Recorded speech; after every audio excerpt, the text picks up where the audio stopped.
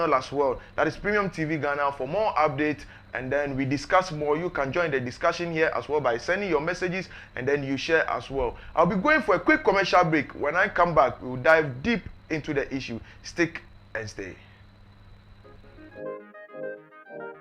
Abano edwedie ho nsɛm dawuba ho nsɛm Brenton dia deba ko pe na mekanfo ede ema wo Brands Aid Limited nkuana obetime ne omede dwuma bi te sɛ taxi top advertising, brand activations, billboard fabrications, general printing, outdoor advertising any afofro bebre omobo eso eda fom sei boko obehu ometira kwan e wo Kwashiman Presbyterian Church no do ni tro sani fa so pepepe obetime afra omoso e wo 0546944411 0546944411 ana obetimi asra omo e wo mabefo tenten fide eso www.brandsaidgh.com. Brands Aid ana your original branding ventures.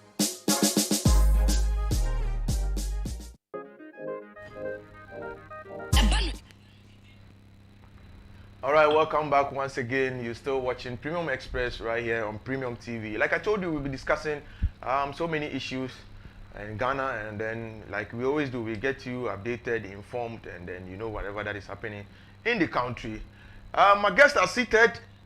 Today, first of all, we'll be discussing the funeral rites of the late Flight Lieutenant John Rawlings. And we'll be discussing his legacy from the military rule changing to a democratic rule as well. I mean, the transition of from the military regime to a democratic regime. Still to come, we'll be discussing some ministerial appointees of the president. Some people are still holding their office, others have been changed to another ministry, and then there are videos as well of young guys and then young lady. I mean, killing a lady after clubbing and so many issues around it. Like I told you, we'll be diving deep into all these issues, and then we'll be discussing them, get you updated, and then you know whatever that is happening in the country Ghana. Of course, you know when it comes to Express, it is one of the best morning show in the capital right now. No two ways about that, because we keep you updated. I am your host Nana Yeboah, and my guests are seated. Abachan. Bema. Apom ti sen. Nyamena dom ho yawa. Bibi aboko de. Wa sha. Ye na de onwa ye fe. Oh, dai. Asam nkwa o. Wa fa ho ye. Ma fa me ho. Na nda so ye twa me tea bi ntine. Vim no wo ho. Sa wo ho. That's na se body no etiapo ye pa. Wa sha. Mr. Julius. Big man. How are we? By His grace, we are still alive. We are still kicking. So, Charlie. Of course, the Lord is still with us. I mean, how is the wife and then? Everybody is doing fantastic. They are all good there. Yeah. From the way you are very active today, I mean, I can see everything is on point. I mean, Oh yes, I slept very, very well yesterday. That's right. That's and I know right. that's where you are heading to. Oh well, I haven't said anything yet. Anyway, I slept very well. All right, so ladies and gentlemen, let's continue. Like I told you earlier on, today we'll be discussing the funeral rites of the late President, Flight Lieutenant John Rawlings.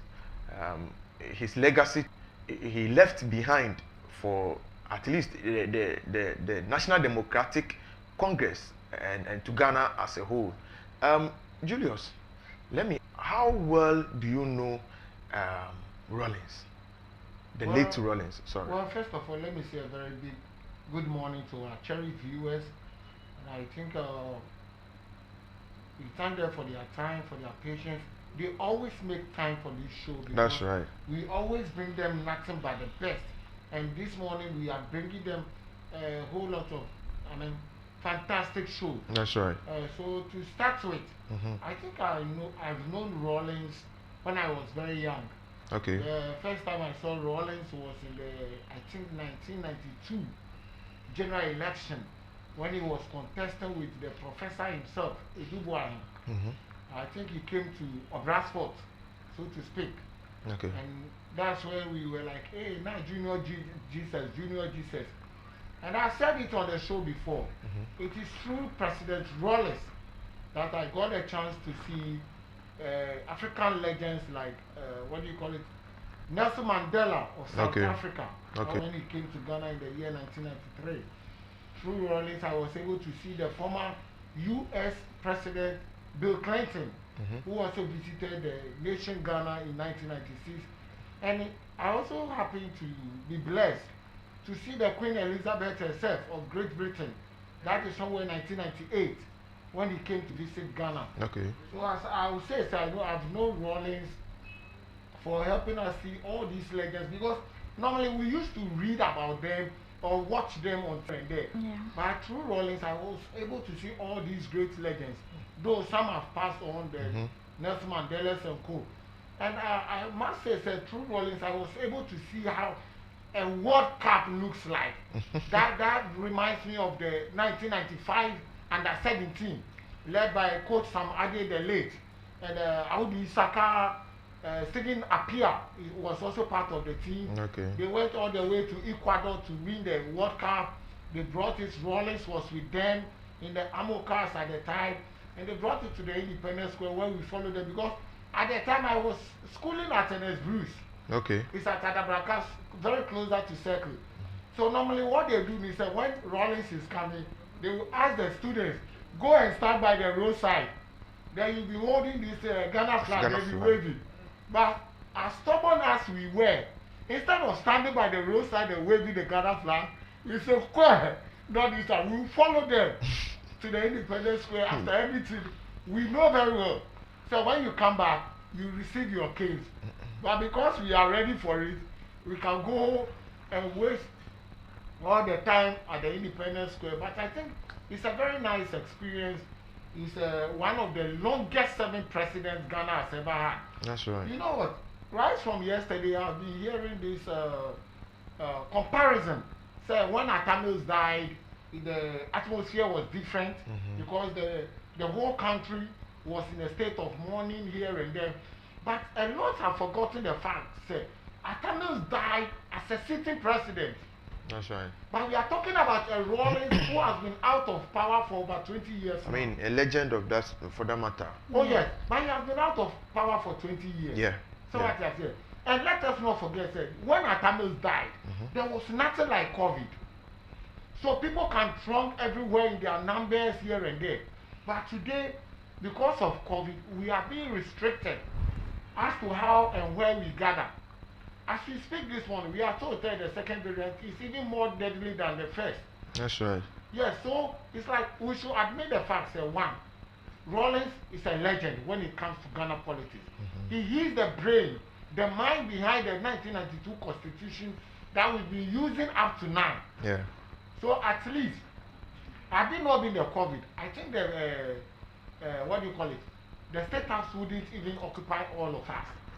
A lot will throng to the conference center here and there, but because of COVID, we are being restricted. Exactly. So please, let's admit the fact that the man has come to serve. He's the one behind the saying, he said, Bema Beyebi. Right. We are all humans. We know he might have his flaws during his reign. He might step on people's toes during his reign, but as human as we are, give him whoever he has stepped on the toes. Because right. At the end of the day, whether we like it or not, he's not an angel, he's a human like all of us. So I think we should give him that befitting honor and burial service as Ghanaians. That's right. Pulling crowd. For, yeah. I hope you are getting Yeah. it. You see, he's blessed with that charisma. He's a charismatic leader. All of us have to admit that. So Ghana has lost a great legend. A great Iroko tree has fallen on Mother Ghana. And I think we should give him a befitting burial as a country. It doesn't matter whether you are from CPP, you are from NDC, you are from, what do you call, Osofo, you are from GUM, whatever. No. Let us give him a befitting burial. A legend has fallen. Indeed, a legend has fallen. Obecha, Mami Bissau, Rawlings. And some bibli obi ani no dwen fa no ho say ye won kofo bi a omom pe na asem efi enema bi oyeye ye won kofo bi so omo gidi say Rawlings obi a oye tinene nipa say ye ka say obi di na kwan so I mean very disciplined. To you, say now who Rawlings fa? Dedi kan ma minchia ya hwefo nyina nyame nhya won. Bema medie mamba be hu na membo die. Na so nsema mete fa no ho ɛna menana echa That's right. enti dodo na menana ka fa no ho All right. na nsɛm a ɔka yɛ no ɛma ne kɔyɛ sɛ oyɛ nipa bɔneni Okay. ɛde ma me to the extent sɛ ɔka de ɔno no fee mu mbiri bi etwa mu a wate ase ɛma me kɔ hu sɛ enipa si mesi deɛ onye nipa papa but emre kɔ so na mi nyini no na mi sua deɛ ɛna me kɔ hu sɛ be me di odi mu a man of justice adeɛ no sɛ nya hɔ a ɔmfo so ma ne yɛ dɛ ɛnyɛ hɔ. That's right. Deɛ nyama da no ɔhɔ na ɔyɛ dɛn ɔde to wate aseɛ me nana ma me ehu sɛ papa wei deɛ na otumi guamba otumi yesi but me ko hu sɛ bɛma wei pa deɛ akayɛka Ghana ase kono no bɛyɛ nipa papa anka mamo nyinaa kono odi ya so anka bere nyinaa ka yɛkɔyɛ ni obacha wo kan say mama bi sa ensem ben sa na ye o mama me nana o nana ene o kan o mama meti ase okay jina obacha jina so mama so there is it on your screen some movement of the late flight lieutenant Jerry John Rawlings from his military regime to the democratic aspect, how he ruled the country and how he was very disciplined when it comes to certain issues. And there he is, I mean, the man of action. I am not surprised the fact that even in his old age, there was a time that in traffic, he had to come out from his car to direct traffic. I mean, a legend, a president, a former president like that, coming out of his car to control a whole traffic whilst there's MTTU and other personnel involved in this. I think that happened at Pram Junction. Exactly, yeah. Pram Junction. That he had to come out from his car to direct a whole traffic till the whole place was okay, and then got into his car and then moved on. I mean, that is a precedent we've lost. That is a disciplined man we've lost in the country. Obecha, Senator Udi kan enema ben sa na wonana kire wefa aye Rawlings ho oka kire me say Rawlings yo bi a oni abadaye wati ase o si obi otumi chi oba eguano sebi oba ne nan no de aba ehwe ne nan tem wati ase obi a ono no onfa ho say aha se kro ha no mu say ye dipone obema helicopter abenante na bomb ode abese kro no. Wow. What you say?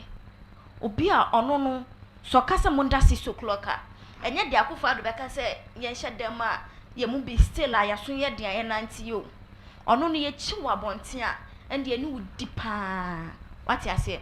O sinti papa we nu yo bi a oba e bedi oman ne so no odo oman ne koso baso na ntrimo den utrimo den fu ankasa. What you say? But mimi nyine no me ko hu say onte sa oyobi a odi ni nsem so oyobi a discipline ade da ha na wo say da ho no mo ofa wo san so de be den e de betu ho no odi mra so de emma me san so me pena asem krampo keke de emma me pena asem say 1992 constitution ono ene troy oyobi a akode mra oye patapa se na mi te ye na ankobeka say president bia besi so a 4 times 5 6 obi kun tese no yesi otumi achi obi hwe no na ade akobeka se o so obi yesi afamra hwe wo se mo akasa ye what you say but ni nyina o sit mra ni nipa ne nye den eni ni ndi what you say ana afai so no wa mamra no anye chinchina ewon amamba no ho wama na nye so rigid what you say o mamra ne ye flexible e de mamamba no oyobi anka obetena so no hwe emra ofri so almost 20 years ni naka obetena so a bepim samre yanka obewu asa no bufufra ba be yeden abedi ade anka ntumi nche no no na troye but oyobi a oye discipline on pesisi se obacha so upodwe mu mami we will continue, but before that, I want to read some messages, and then we continue from there. When I'm done with the messages, we will get to have a watch on Rawlings' history. I mean, some histories about the late president, how he governed, how he ruled, and some statements that he brings out to the public. I'll be reading some messages, and then we go and then have a look at that. This is from Nanaya Opong, and she says, "Good morning, Premium TV. I'm watching you live from the USA. Thank you very much for watching us, and I know you always make a date with us." Nanaya Opong, God bless you. God bless you for always watching us. Akwasi Asan, good morning, Premium TV. Good morning to you, Akwasi Raymond. Sympathy Lawrence says, "Greetings." Sympathy Lawrence, that's one of my good friends. I mean, he's also an educative advocate at Western Region. Sympathy, good morning to you. I know you're doing the watching right now. Good morning to you as well. We will be going to look at some rulings of the late president, John Rawlings, and some statements he normally comes out with, how disciplined he is, his moves, and other takes that is very rememberable to the president. I mean, when it comes to Africa, he's an icon, he's a legend, because of the transition he was able to make. He's a legend to that, and the whole Africa respect him for that. When it comes to Africa, and then you mention Flight Lieutenant J.J. Rawlings, then everybody knows what you're talking about. And so let's go and then have a watch about some memorable moments of the late president.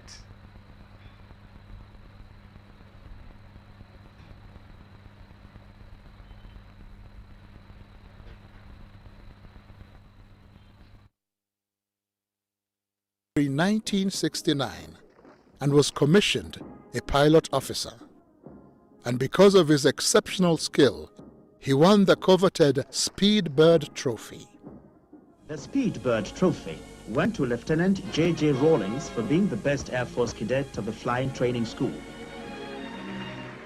I won the Speedbird Trophy. In those days, we didn't have televisions. You know, we had what they call the newsreels in movie houses, but my mother was not interested. He earned the rank of Flight Lieutenant in April of 1978.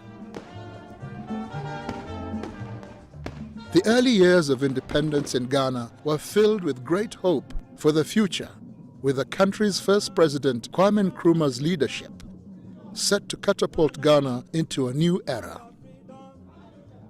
But over the years, Nkrumah's regime became less accommodating and declared the nation a one-party state. While on a state visit to Vietnam and China in 1966, Nkrumah was deposed from power in a coup. I was at school, so how did the people around him, how did they conduct or misconduct themselves in such a way as to bring so much hatred to Dr. Kwame Nkrumah? What followed was a period of military coups, failed civilian governments that left the people dissatisfied. Widespread corruption made life difficult for the people of Ghana. This led to growing anger and resentment. Ghana then, everything was monopolized. I remember our basic food like beans and gari was only sold. I remember at that time Malata was sold by one woman. One, believe you me, one person was selling that, only one. There was no soap. Just bathing soap, there was none. Toothpaste, there was none. Nothing. No food. And we got to know that Ghana was almost just getting to a ground. But the point is that we have set the example. We have shown that we're capable of doing it. Jerry Rawlings came into the public eye when on the 28th of May 1979, Rawlings, together with 6 other soldiers, were arrested by the militia for an attempted coup d'etat on the government of General Fred Akufo. Rawlings appeared before a general court-martial charged with leading a squad of soldiers on the 15th of May, 1979. I keep describing it as turning on the gas in a kitchen. That's how volatile it was. From a distance, all you needed to do was to ignite a match and throw it inside. And that's what I could have done in 79, 15th May. I was praying for the best. I also knew exactly what was going on in the country and knew that he had taken the flag for all of us. Therefore, if he had to die for his conviction, I knew he would prefer to do that. He was found guilty and awaiting execution. The trial was a public one that was meant to deter any future coups and was broadcast for all of Ghana to see and hear. They were, they were trading some things amongst themselves, the prosecution and the lawyers and whatnot, and severally and whatnot, those terms they use. So I got up and grabbed the microphone, said, I don't understand these terms and all that's going on, neither do my boys. And I'm just here, and I'm taking responsibility for everything that's happened, and to leave my men alone. But I wanted to make sure that they hear what I have to say first. He made an unforgettable speech in court and said, I am not an expert in economics, and I am not an expert in law, but I am an expert in working on an empty stomach, wondering when and where the next meal will come from. I know what it feels like going to bed with a headache for want of food in the stomach. He was an embodiment of the reaction, the disappointment, the great disappointment of the people of Ghana. Instead, the name Rawlings became the symbol of hope and deliverance for the people of Ghana. On the 4th of June of that same year, a mutiny by officers in support of his cause broke him out of jail, sparking the revolution. So what would that leave us? Yao Graham was in university then and remembers the mood of the time. It was in the middle of this split national mood that J. Rawlings was arrested and reported as somebody who was planning to clean up the mess by overthrowing these people. Now it's important to understand this because he didn't say anything. The prosecution said this was what it was about. But such was the mood that people identified that actually this guy is saying exactly the way we are all feeling. So he became a hero on account of the honesty of the prosecution. 1979, I was almost 10 years. If I recollect, that June 4th, when we heard that something had happened, I think it was on the news. That's the first time you know that something is going on. They start playing Ghana national anthem. So we knew that another person had taken charge of the country. But who, they were not really sure. Some people went and spied and realized that when he alighted from the helicopter, the men picked him up. And when we saw him, we started screaming, JJ, JJ. And my dad would shake his head and say, wow, we are in trouble and our kids are hailing this man. When you consider, the difficulties, the shock effect that June 4th should have had on us, should have woken us up. And I do remember, to be quite honest, in those volatile, violent, difficult days when people were calling for let the blood flow, etc., there were some intellectuals and some diplomats who, I guess, have a better knowledge of history, who were asking me that I was exercising too much control. I was restraining it too much. Jerry Rawlings and his soldiers formed the Armed Forces Revolutionary Council, AFRC. I didn't expect to be here. Later, the AFRC carried out what Rawlings described as a house cleaning exercise. This was basically the identifying of leaders that were deemed corrupt. The leaders were either sentenced to prison for their crimes or in some cases executed by the AFRC. 3 months later, on 24th September 1979, the AFRC allowed Hila Liman to head Ghana and the People's National Party, PNP. However, Hila Liman's presidency was short-lived. On 31st December 1981, after only 2 years as president, Liman's administration was cut short when Rawlings ousted him in yet another coup, claiming that his government was taking Ghana down a road of economic ruin.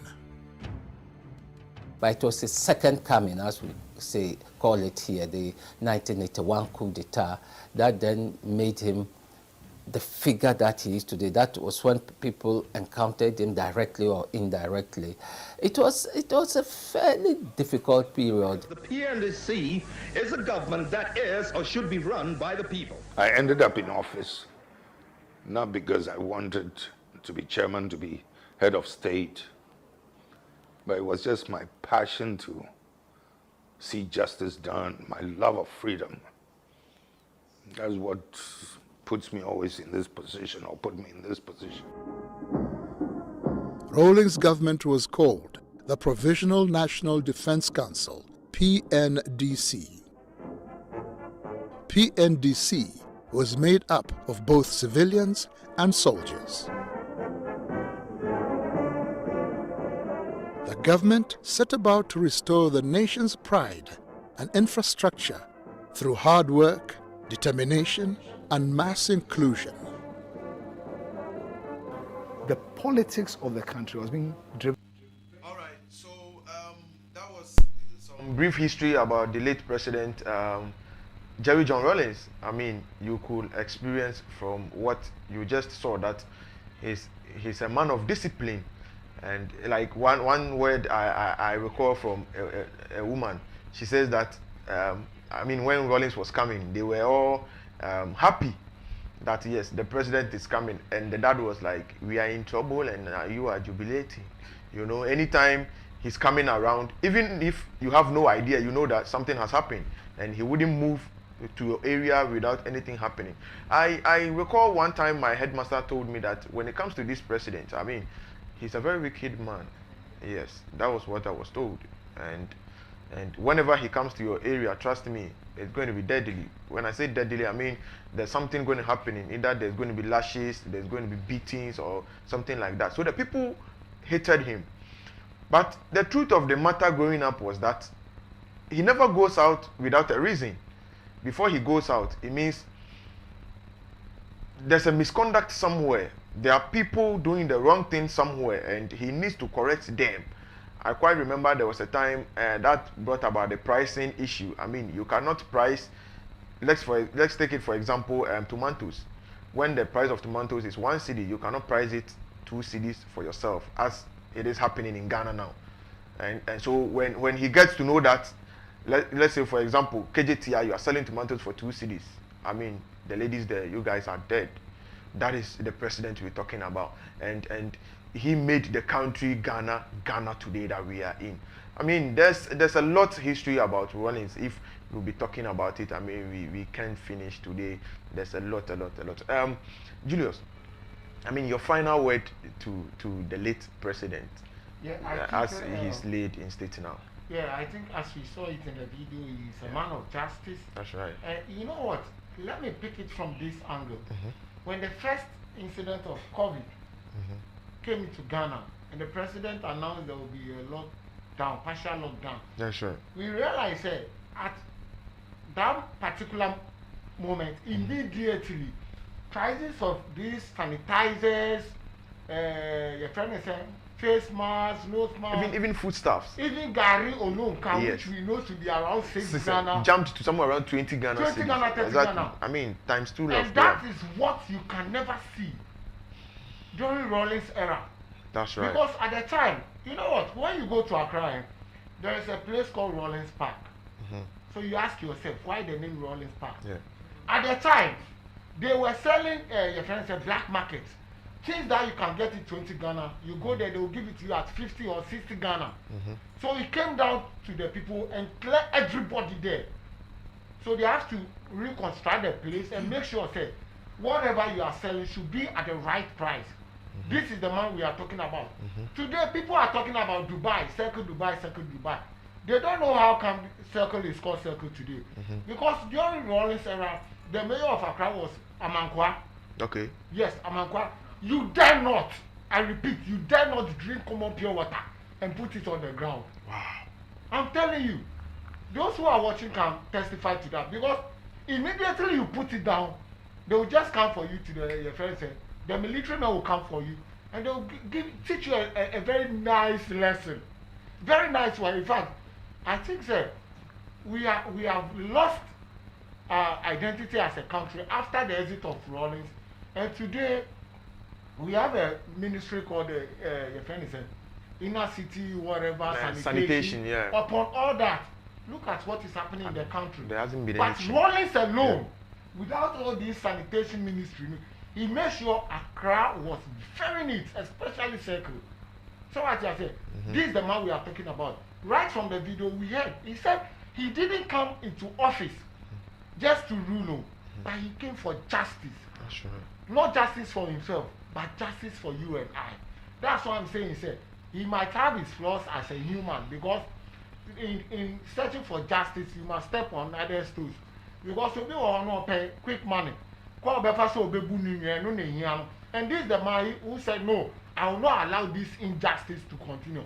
Let me step in as a leader and make sure that the right thing is done at the right time. So I think we have lost a great legend. We have lost a great leader in Africa, not just Ghana, not just the Volta region, Africa as a whole.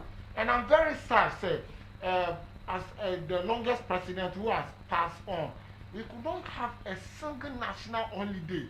Say, yeah, let's use this day for his burial to remember him. But it's still a working day. People are going on their normal daily activities.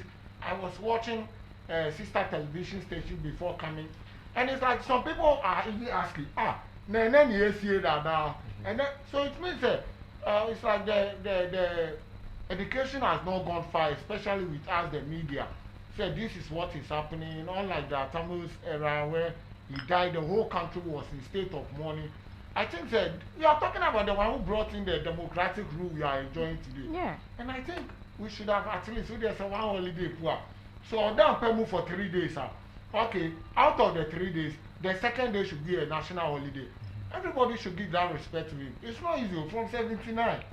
And yeah, easy. Some of us were not born at the time. Quick one, 1 minute. What would be your final wishes for the late president? I mean, may the good Lord give him a very resting place. May the good Lord forgive him whatever he has done on earth wrongly. May the good Lord console the family, especially Menana, the walking stick. You know what I'm talking about? Yeah, of course. You see, this time around, if Menana sleeps on the bed, it will be the pillow. Yeah, it will be the pillow. Because we always see them dancing here and there. I don't know why they call this awesome. But we thank God the lives of Senator Rawlings and the other kids are there to console her. We saw what happened at the cathedral yesterday, where she was almost into tears. So the children have to come and remind us that the tears will not resurrect Daddy again. But we are here to console and comfort you. So, Bema. What's the chat to our Rawlings? Pacho Dedi kind. Mechanic say, Uncle Rawlings. Your man burial like baby you see a bed set sites. Okay. What you say, I'm more country no. Because this man is a legend. That's right. Or you be a mine and your money pemu a man for now so no. Obitini dinner or pursue win pacro. What you say? On my mind, Ghana, a conkin. What you say? And tia money baby a bear to say, tourist site be a say, Tessane Yama, Kwame Nkrumah, still now, baby on my, you're quiet to me, I say, Kwame Nkrumah, honey, see no new baby. A bear, ya papa near money bisa. What you say? Send a bear and kaya, bring you na. Ama on mine, Messia, me brows with Sikayan. Yeah, penny power yo, but obo honi. What you say? Emra ye quick juma, and ye dip penny or brempon and to say. Atum pim, may a ding a jammy juma hawk say, may cock. What you say? Aqua caution yes, and but Obecha, Unjin, this was your COVID era, and I will say a young shishaya and cofor a domun to me in coho. And it's not, if possible, cry national holiday. A woman, sir, it's in a make us say, and ye be ya mumma be a senior, a bay and kaya beer.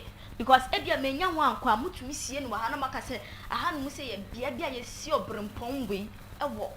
And tia bring a walk a so corn to me a crochet. What I say, but Mokonum could send one crumb, and I said, baby, a woman say before my job of dear, Mr. Romada.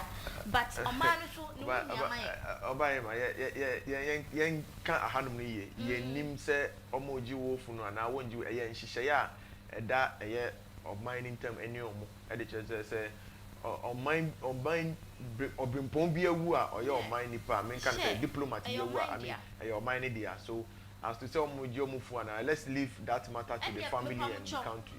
Money be a beer. Say, even meant me uncle Yenny be crampa, met me a co say, a honey see any pass me see, a hobby be a bed tourist attraction at the amine. I face me bushing a funny shedding. That's right. Or Bapa, what should I dear by a Srawada? Or Batan and Indian in Babidi, a radin Maduconti or Maukuno quiet cow, and see, yes, so soon it's so, no more command brafum. Ukuno I bring now, Miss Elsie Kaino, or no so back. Why, your mamma shedding? Alright, your mamma shedding. That says, one panelist, Obecha. I mean, she's a woman, and so she knows how it feels when you lost a husband or something of that sort. Let me read some comments, and then we continue from there. Amamedi says he did his best as a president. Of course, he did his best, and then. Bro Kwame also said, sad moment, example of a good leader. I mean, we all can testify for that he is example of a good leader.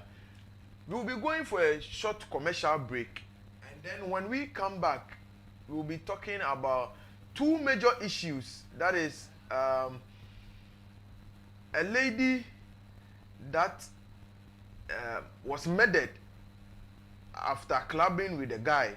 I mean, was murdered in the cold blood. And then still to come as well, we'll be discussing doctors and nurses who sells babies to other parents and other institutions for their devilish activities. Let me put it that way. It's very sad, and so excuse my language. I mean, to other institutions that uses these stuffs to their devilish activities. But let's not forget, you can still share this video, and also you can subscribe to our YouTube channel. It is Premium TV Ghana, and then like our Facebook page as well and get more updates. And then whatever that is happening, we'll be going for a quick commercial break. When we come back, we will dive deep into these issues. We'll be right back. Recognize me because I was black, I was dark.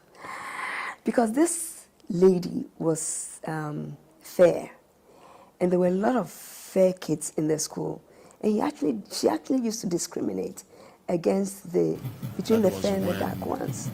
So the fair ones knew each other and the dark ones knew each other. So he didn't see me, but I saw. It's just a joke I crack all the time. Nana, in the first place, was somebody I noticed from the age of 14, somebody I've been in love with.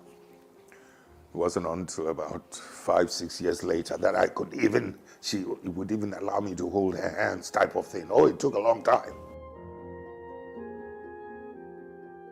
Together, they have 4 children: Ezanata, Amina, Ya Asentwa, and the only son, Kimathi Rawlings. As if to protect them, Rawlings, being in the center stage of politics, created a deliberate wedge between his children and himself. In the event that his life would be taken, his children would be able to cope in his absence. I avoided my daughters, for some years. I mean, I'd see them, but I did not want to develop any emotional attachment with them. I mean, I longed for it. I wanted to hug them and things like that, but I was afraid if we developed that emotional attachment and something happened, I wasn't too sure how they would be able to cope or handle it. And that's why I kept that distance, you see what I mean? Deliberately, because of the reason I just gave.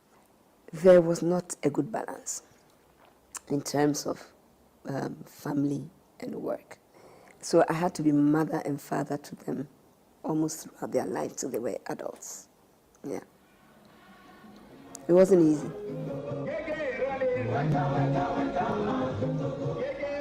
He is also famous for being stubborn. In being stubborn, mind you,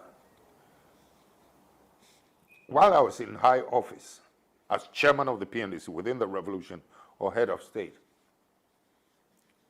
my stubbornness did not translate itself into stopping our people from doing something that I felt would hurt us. One would sometimes allow it in order not to break the growing confidence in our people. They sometimes needed to make a mistake. My stubbornness did not stand in the way.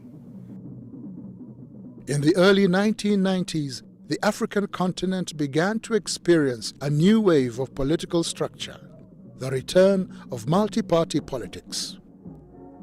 Much like the 1960s, as country after country gained independence from colonial powers, now the people wanted more.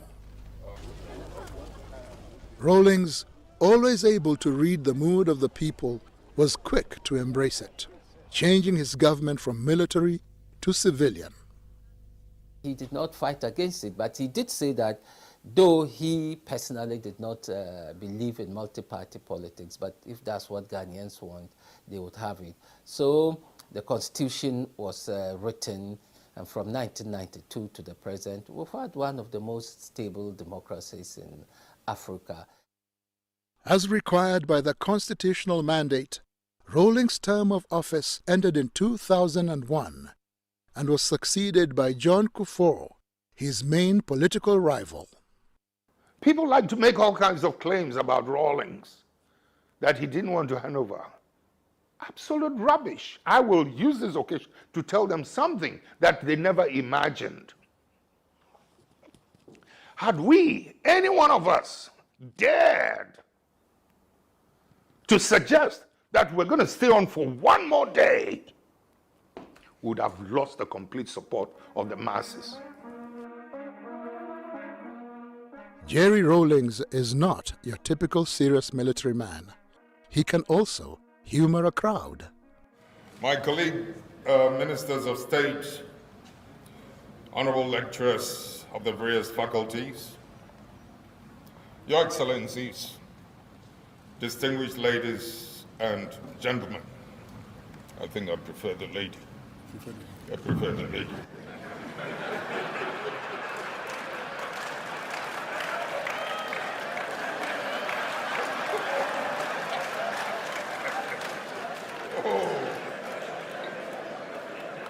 I mean, this little warmth you want to enjoy, you must come up.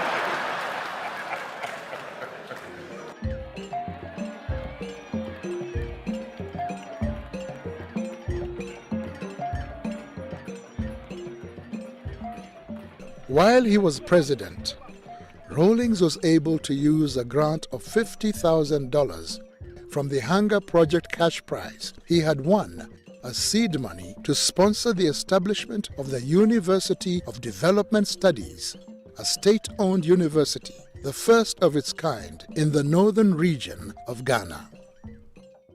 before UDS was cited, people who attained higher education, most of them had to travel for 2 days in order to get to school. That tells you how desperate it was for people in the north to get educated. In 2010, Jerry Rawlings was named the African Union envoy to Somalia. I believe the African Union has every reason to feel proud. This is one political and military exercise that we've taken up almost on our own and won for the good of that country, for the good of all of us. During his time as envoy, Somalia, as well as other parts of Northeast Africa, experienced a catastrophic famine that the world called an emergency. Jerry Rawlings was on the ground to see the results of the famine and was deeply moved at the sorry state of the mothers and children he met. In an interview with CNN, Rawlings shared his distressful experience. When you look at the resilience, the fortitude, the strength in these mothers, you know, holding onto these feeble, fragile children, as sorry as you feel for them, you cannot help but also admire, you know, their sense of courage and determination. I mean, let's do what we can. You're clearly moved by what you saw.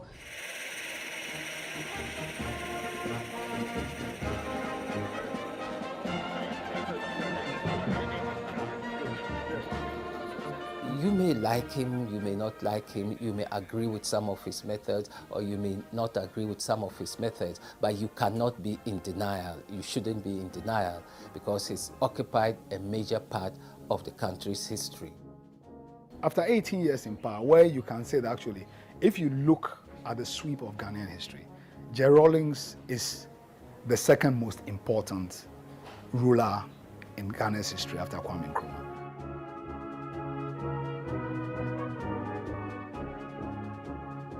Nelson Mandela once said, "When a man has done what he considers to be his duty to his people and his country, he can rest in peace." This, perhaps, is the case of the boy who had a dream to fly, and to fly he did, but he also became president. John Jerry Rawlings, the man who came, saw, and conquered.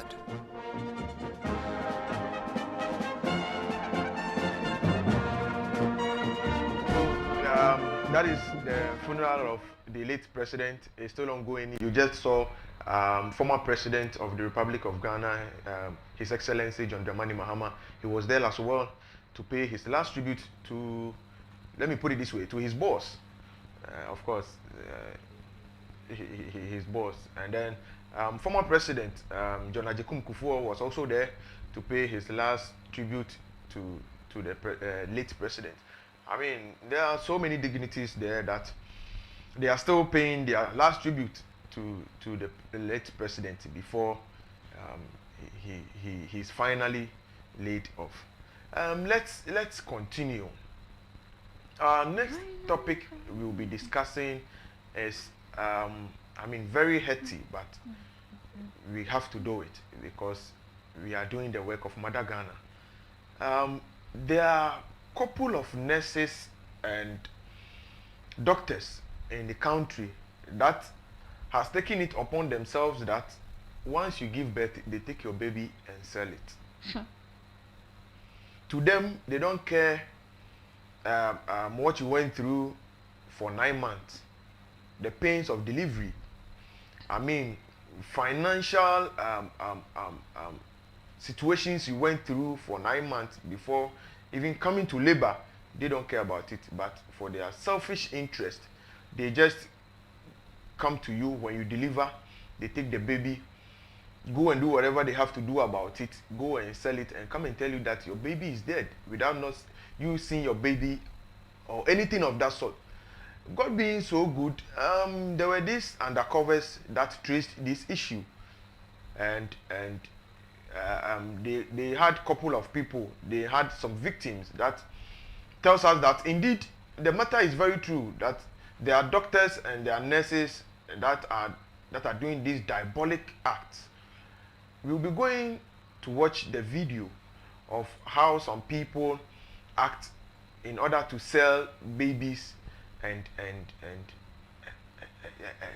tell the parents of the babies that the baby is dead. You know, it's very bad, but at the end of the day, you get to know that when these issues come, the painful aspect is that you don't even get to see your baby.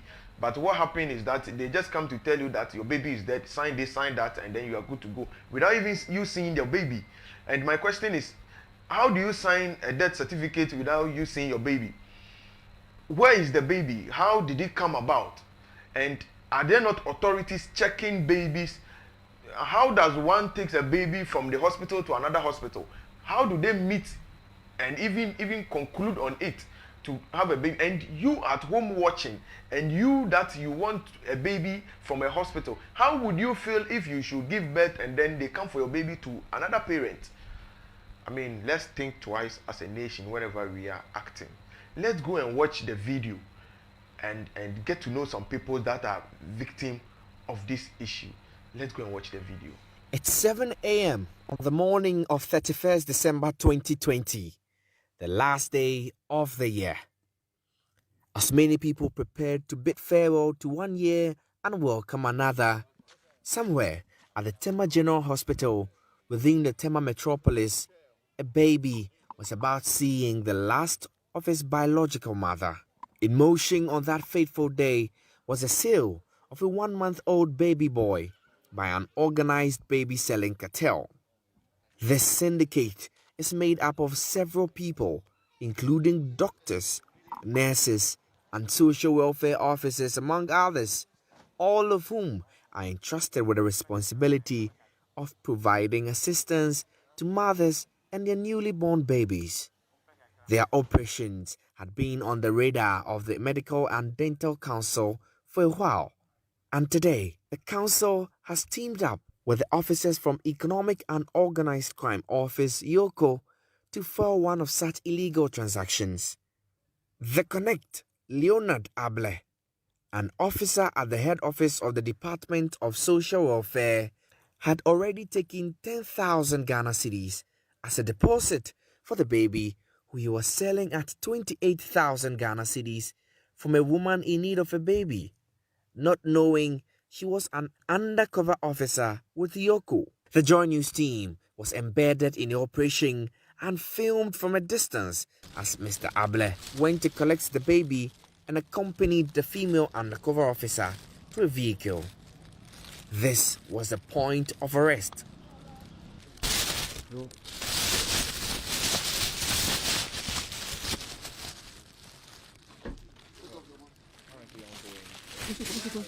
Leonard Able was arrested and the baby retrieved.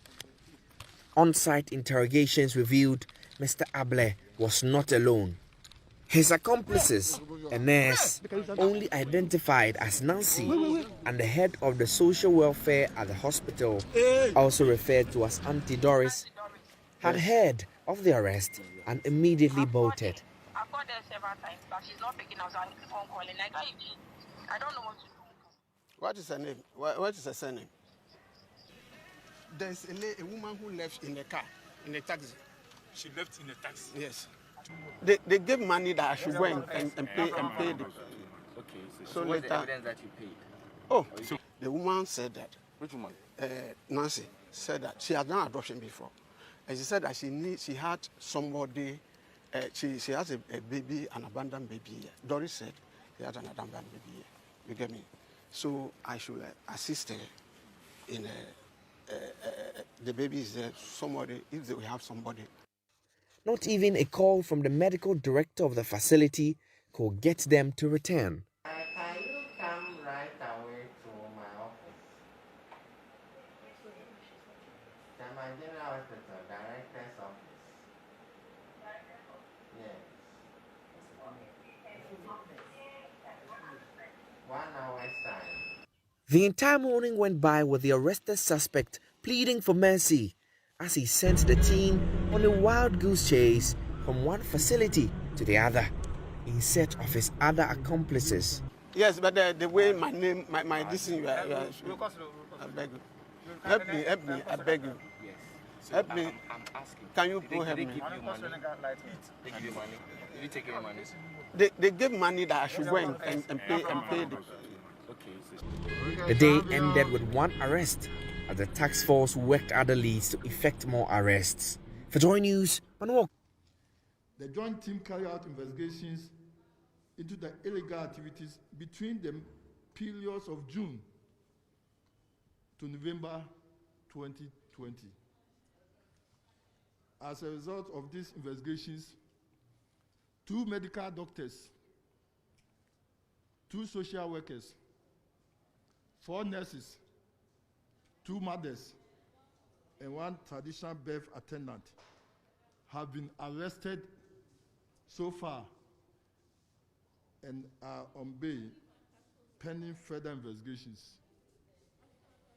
We currently have in our possession 2 baby boys who were bought as a result of the operation. The first arrest is the arrest of one Dr. Hope Mensah Kwasi on Thursday, December 31st, 2020. Dr. Hope Mensah Kwasi, who works with the 37 Military Hospital,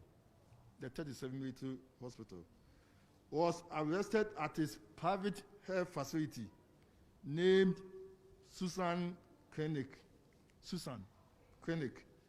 located at Latebi Okoshi, a suburb of Accra. He was alleged to have sold the first baby boy to the team for an amount of 30,000 Ghana cedis in October 2020. And Dr. Mensah Kwasi was arrested with 3 nurses who worked at his facility.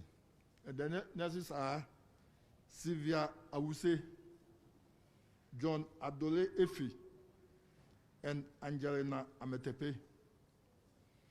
They have been identified as his accomplices together with one Dede Gifty Anipi, a traditional birth attendant at Bethlehem Maternity Home at Santo, a suburb of Pong Katamanso, who was alleged to have referred the mother of the first baby to Susan Clinic. Madam Dede Gifty. All right, so that is the or video criminals you just do not watched, masquerade as members about of the doctor noble, honorable, who- or learned profession of medicine. We will withhold certain parts of your practices until a court of competent decision determines your fate. If it is negative, it may satisfy, even though you may not have met the criminal requirements, you may actually be subject to professional inquiry through the due process. Or if you have been convicted, council's mandate is fully engaged. The doctor who sold a baby for 30,000 Ghana cedis at Suzanne Clinic, somewhere at Natebi Okoshi, thereabout. Quick one, Obecha, Mami Brownso, Wakoya Obai, say Oba Obefa 9 months mu, now Obekwa Woso, now Bano, yesi wewu, but a doctor for Akoton Obano. Saying it too, who is saying? Ni say won ho. Obanyam 1 month 2 months. Obi krampo de onyam krampo bugu wo. Ni say emu won sem. Oti ase minim parents bi a omonyema. Omo hu awia. Omo hyedam saa kopim so bewo. Because no what tete no. Waye basa na mekwa akwo na befa me ba na akoton no na waka che me say me ba no wu. Me ba no mum krampo me sanso hu.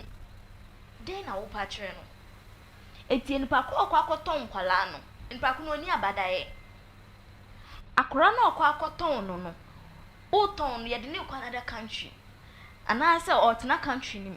Akra na kasa den ye de ne kwa kwaje. Den ti na wose wo yesa. Bra, mama nka asem ncho doctor for ne nurses for. They should forgive my words. Ebim ye stupid. I mean, you have to tell them this. Some of them don't have the sense. They don't have the what like I don't know what to use for them. That's right. What you say? Because some crofo way mono and what some can you form doctor for the nurses for our ayarhwebia. What you say? Because unya badaye e de manipa because eye nipa mo djuma na wo ye wo so unya badaye unya tema e de manipa. That's right. But mu ni tema de manipa munya badaye de manipa. Bema me ntwa wa no me asam no kan me deviate from it too. Amasaman hospital oba onyem covid era last year ni me yes I report in a cry last year ni mo awa Amasaman hospital onyem no okwa awoye so no oba ba akodada ni kunu enua na de no hospital no omuduru ho no omusi on she nose mask enti omunkoto nose mask obi anakoma ete awaka nakoma ete no onkoto nose mask ana ba no rush ye ma me no rush ye o she bi o but omusi e hata na no nyina koto de ba hata na no nyina okoye omusi se ana omuji ni free ho no ana mo de no cause onim se mo je tu ma me na ma mo de no do another hospital na ma me no owu ye ne akwala ni nyina omusi all because of say obowa into yale covid ma me no wu ye omo ye de ombe ye nyina no omo check ye no oni covid mama maame ene ne ba ewu obai na anya hwe afa up to date amene wo kase what you say ja eye munya bada ye fa manipa mia me ba owuye ye de no okọ hospital no ko wuye ye wie ye fa akwala ne ma ye mo ka cha esintie ye ba akwala ne wewu no 6 years omo ye cobra so say me wo fa free ye na to say we living testimony to yes nyama ye koso yi yes me na frame o sinti asomo na kebeke ha wo nke me ne ba eke obi ke ba ye be free ansana omo best my sense papers bi no mo dia akola ne wewu dada no de ye den fa ya de ma ye nkosi ya de akola 6 years efunu no de ye den eye ye de ya fa ma ye be sie no adan nyama bia mo doctor for ne nurses for mo ya mo nhwe enya aban fa ne nansi fom sky ye de ma mo nyina no enso mo ye kra ye kakra ba kakra obi bechi onyima obechi awia so ne ade nyina onim sa opedache papa bi de ama ne ba no so wo na obewo no obeka chen se obre na obre ye na onyi se na afemu ni bibia na ye kwa akwala na ewu na wakwa akoton akwala ye ni sa mani ye ni sa e mani jeji ana anene was a doctor for nurses for mo yesa yawo ye sha onyem obedi be obeyese obu okrampo onyem krampo instead of saying yin say no obeji ewu no se da bi me for how mu na me de awo akwalawe na mebu no obeka chem say na chese me su ame say rade ma bregu aden oni bra obra sa na e bia sa ye furu no ofa oha wakom aso tete obetete no obi oha obefem abai pomocho yesroma abai onfa ni nansi fom why Mr. Julius, you being a man in this issue, I want us to discuss sometimes the psychological effect of you going on labor, and then at the end of the day it comes out that your baby is dead. You don't get to see your baby, you don't get to see anything about the baby, but all you are being told is that the baby is dead, not knowing your baby might be alive. Could this lead to this social media hate about DNA, go and check your blood, go and check your daughter? Because sometimes, for all we know, some babies are not oh no, I don't have a baby yet, so some babies are not, some people at the end of the day they go check and they are not theirs. You might think, say, maybe there's cheating somewhere, but could it be, say, maybe conspiracy, or hospital, or anything of that sort. Let's talk about the labor aspect that the babies are being sold first. Well, first of all, let us admit to the fact, sir. It's both against the constitution of Ghana. It's illegal. Be it the buyer or the seller. That's so right. we have to make it clear. But it's just unfortunate. Sir, people who should have known better, people who we deem as honorables, people who we deem as community leaders are also hiding and mastering this act. It's very sad. Like my sister said, she is more or less blessed to be a woman, so she's talking from experience, so to speak. Yeah. You know what? Passing through that 9 months, what most women pass through is between themselves and God. Exactly. Yes. That is why the cancer was saying, in summer, Obomofoko room no Sankani na oka. And I don't think say you bet me at now. They pass through a lot. You know the sad aspect is sabi Berman crown a drown of power, Berman do discard to up away. It will left with the woman alone. Pimo can be how one day back on me and can more pretty sad. But I said I do. Yeah. Yeah, so it's like it's very sad. But at the end of the day, let's ask ourselves, how did it all started? If and we condone it, the possibility is that it will still continue. The last time I said it here, so if you go to the Concomas, your friend is what do you call it? Let's put it in bracket, the nordness in the Kaya is. Not just the Kaya is. I'm talking about the place Accra. When you go to Konkoma or the Sodom and Gomorrah. Exactly, around the market, this market area. You continue. Yes. When I you go to Agbogloshi, exactly, Agbogloshi. You see that anytime they are pregnant, most of them they will travel back to their hometown. The next time you see them, they are with their babies. But for some, they have politicians. Some politicians come late in the night. They will park their cars because we already know the transaction between us. So they will just go to a nearby distance, Akwalani, they send our money, and they give it away. And this is what. And this happening in Ghana. I'm telling you, yes, it's happening in Ghana. It's happening right here in Ghana. And this is what is going on, and it has led to what we are seeing today. But I'm very, very happy, sir. The Ghana Medical Association has come out with a letter saying they will not accept anybody who is found guilty. That's right. Whether you are part of them or not.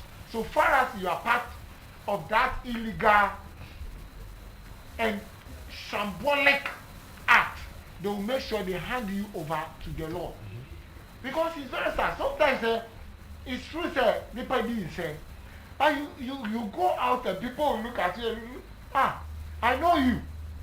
Your mother stay at so you be like me. I don't even know them. So I remember I went to a place for a funeral. Yes. And a guy called me. Pakwesi, I didn't buy him. Pakwesi, I didn't buy him. So the guy just came and tapped me. Hey.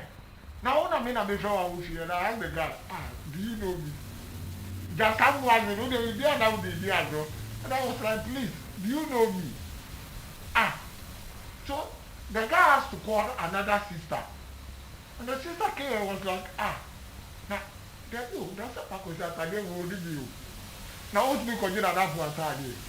They said the way I talk, the way I walk, everything looks exactly. It's 7 a.m. Like of the morning. Brother Pakwesi. So what I said, these are some of the things that Usha will say.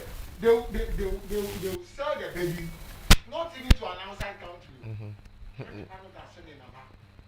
So what I said, but I think the authorities should make sure. Check. In the past, when we don't have evidence, we don't have pictures, we don't have video, that's when they will say, relax, we are looking for evidence. But we don't show the video. It means that they have enough evidence to make sure that whoever is guilty must be brought to book. That's right. I hope you are getting my point. Whoever is found guilty must be brought to book. We should not spare any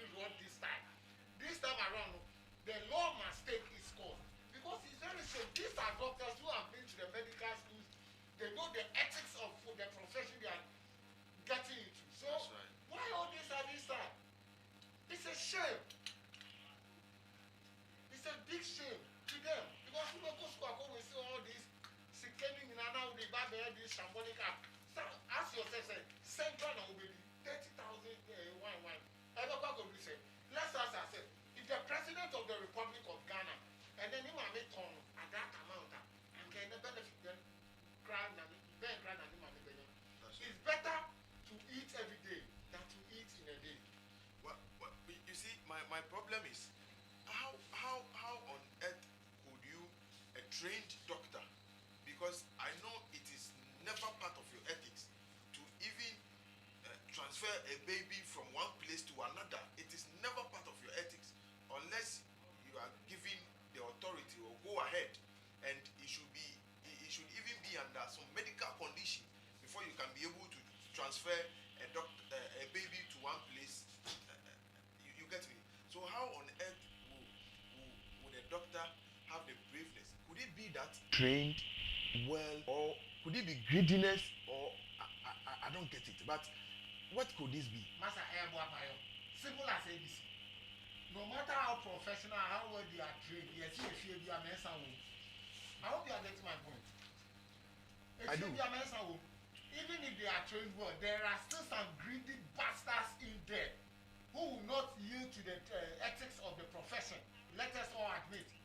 So what I said, because it's like the worker said, obey, you see your football massa. So far as he has decided, so this is what I want to do, they will do. And like my sister just said, these are the same people when you are pregnant, they will tell you, so sorry, madam, you lost your baby. Me lost my baby, I'm not through there. Because you know, say the moment Rebecca said you lost your baby, it's not an adult. Rebecca said, and one of them you cry, oh God. And that is a young member in the air. That's it. Because at the pan we are the somebody has here. No would you when you grab a 2 years old, Charlie, I can't make the child is no more, so we have to, go for another round and bring in another child. Then later they'll come and tell us we should stop going for a trying to sell concussions here and there.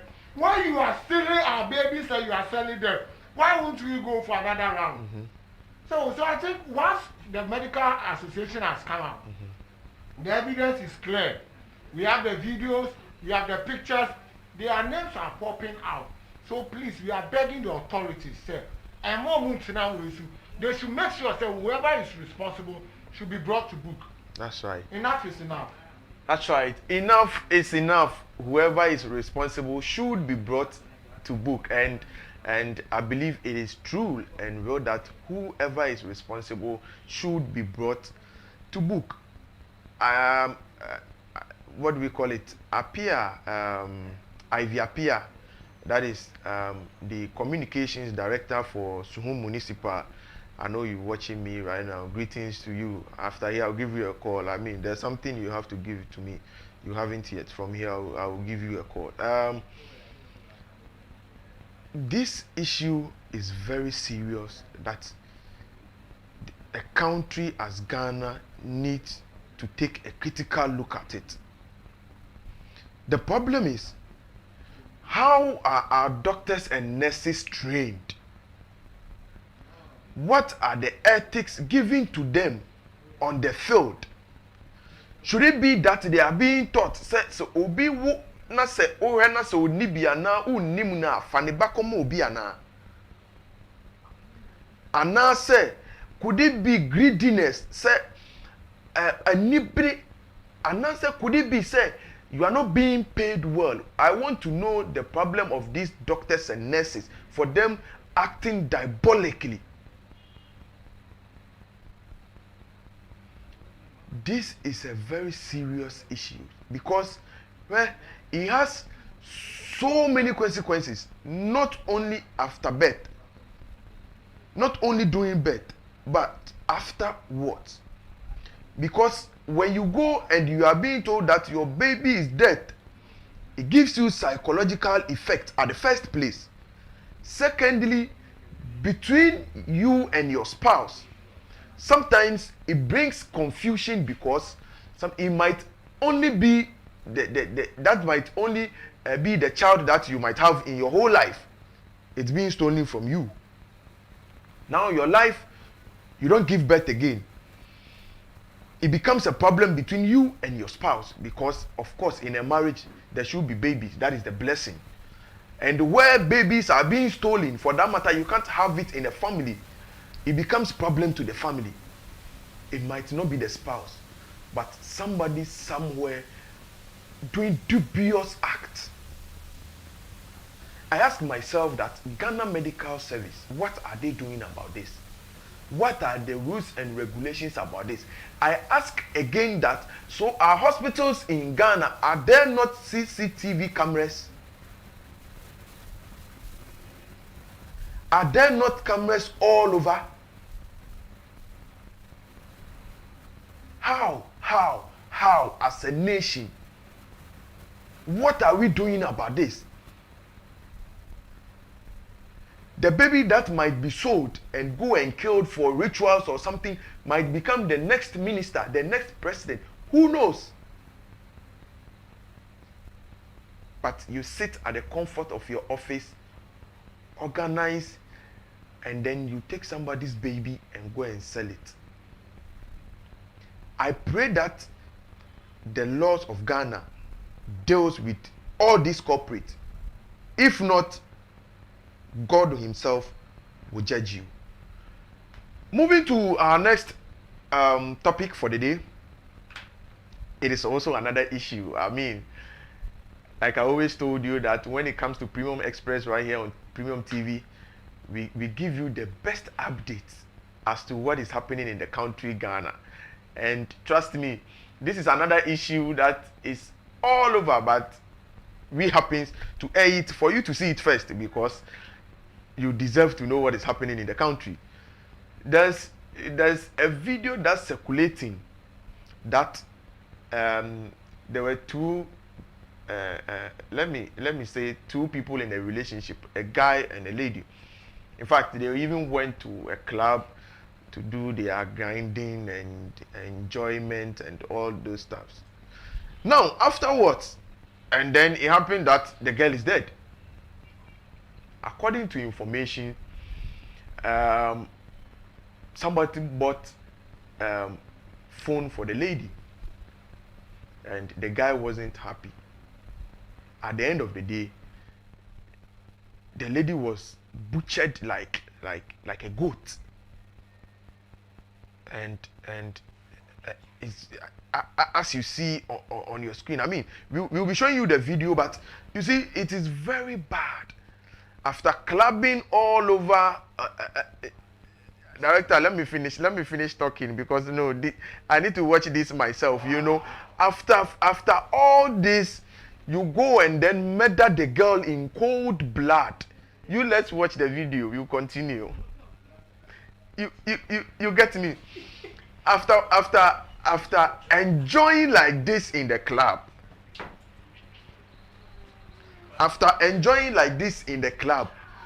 you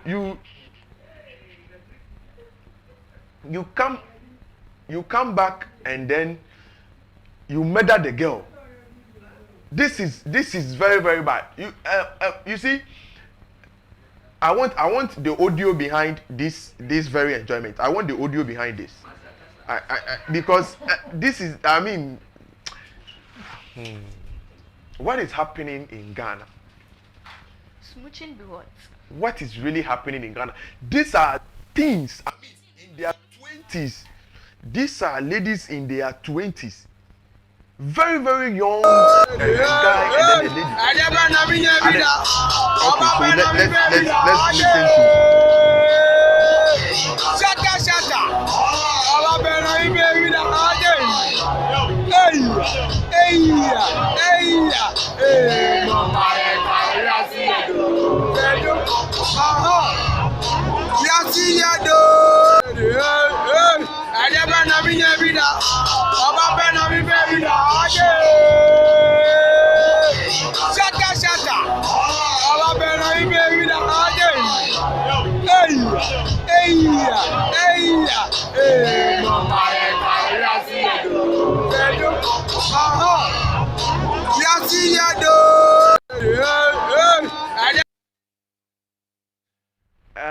So this is the video. Dear Ben Aonye Bida. Ma Ben Aon Pe Bida. We are see it there. We are see it there. But at the end of the day, I ain't a we are seeing I would have kusi. You see, after all this, the next thing we saw was that the lady was murdered in cold blood, and it is very, very pathetic. That is in a video. I mean, we've tried following the story, and then there's wow.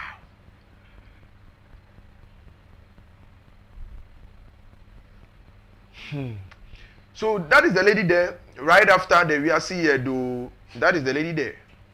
That after VRC then this is where she finds herself. I mean, what is happening? Why are youth today so interested in murder? What could lead to this murder? What could be that issue that could lead to this murder?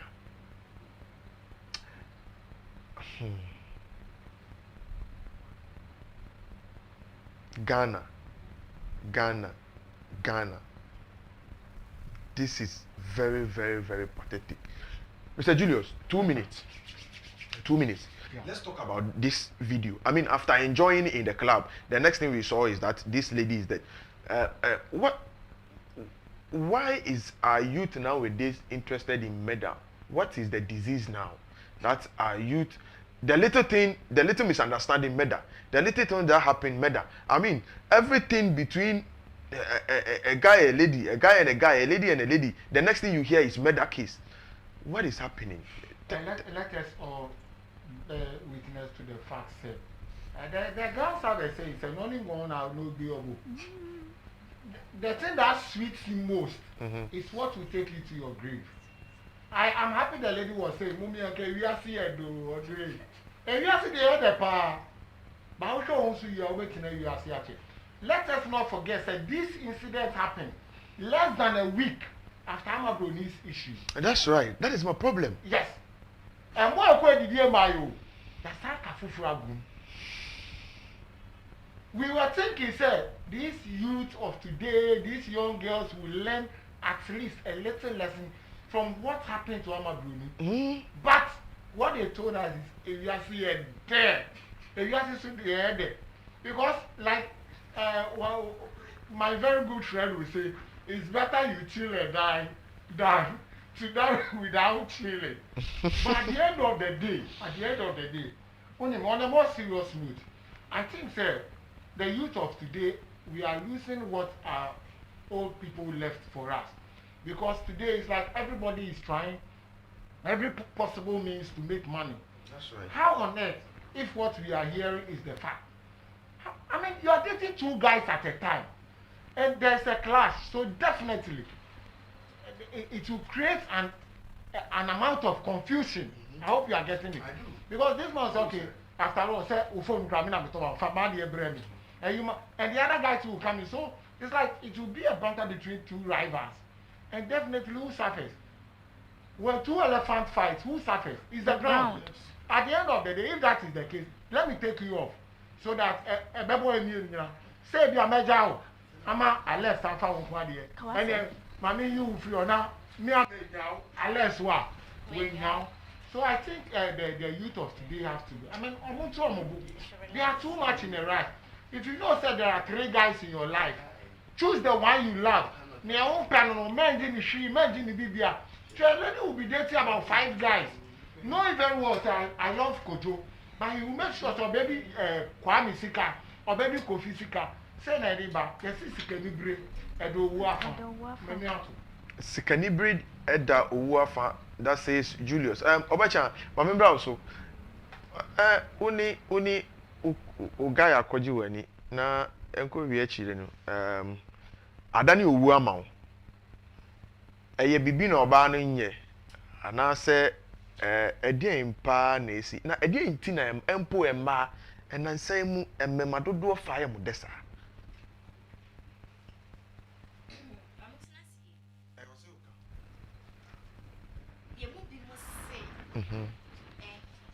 Ofa ba ko a.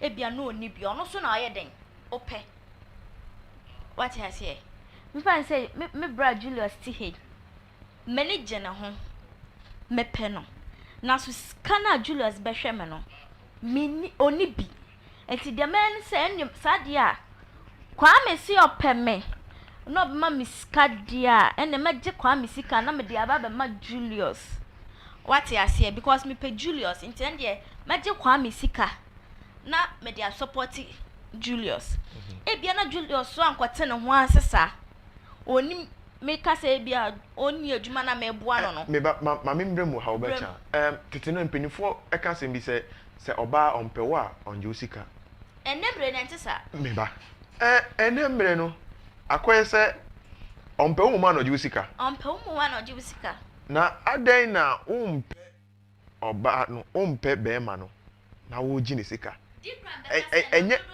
enye no na de anibre ba na yeku emba na na oh anibre ni de oba wini bra de bebre de wan hwe ni ya oba oye kwadwofo a ompe adwuma no ono na sa asem no to na sa wo ye oba a wo ye adwuma eye den na wo fa emema mienu miensa gigi o musika ende so oba no oye anibre pa ho skim what I say me fa ni say wo fa emema mienu ni miensa oh depi ba ko pe na ai ene kama me entra me kasa me kama foforo what I say aha me fan say me no wo hoi me ye madwuma me no wo ho o kasa me no wo hoi I say ye wo ho me no wo ho that's right what I say na say ebia me mpena ni Julius oti hai wo niska what I say etimi Julius kana de me ni bi mo ma fiansa me pe etimi Julius ho de na